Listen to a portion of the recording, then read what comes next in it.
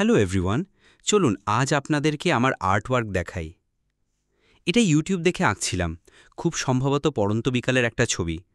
নদীর ঘাটে বসে একজন বড়শি দিয়ে মাছ ধরছে, দূরে সূর্যাস্ত দেখা যাচ্ছে। এটা আমার এক দিদির ছবি, মাথাটা একটু মোটা হয়ে গেছে। আমাদের সবার প্রিয় গোপাল ভাঁড়। এটা আমি আর আমার মা আমাদের ঘরের সামনে দাঁড়িয়ে সেলফি তুলছিলাম। মা তার মেয়েকে পড়াচ্ছেন, আর নিচেরটাতে একজন তার প্রিয়জনের রাগ ভাঙাচ্ছেন। গিরিধারী বংশীধারী ভগবান শ্রীকৃষ্ণ। একটা মেয়ে টেবিলে বসে পড়ালেখা করছে। ওপরের ছবিটা ডোরেমন আর নোবিতা, নিচেরটায় মা তার ছেলেকে খাওয়াচ্ছেন। আমাদের সবার পরিচিত মন্ত্রীগিন্নি কলসিতে করে জল আনছে। এটা 2 বিঘা জমি কবিতার থিমে আঁকা। উপেনের শেষ সম্বল 2 বিঘা জমি, কিন্তু জমিদারের নজর পড়েছে ওটার ওপর।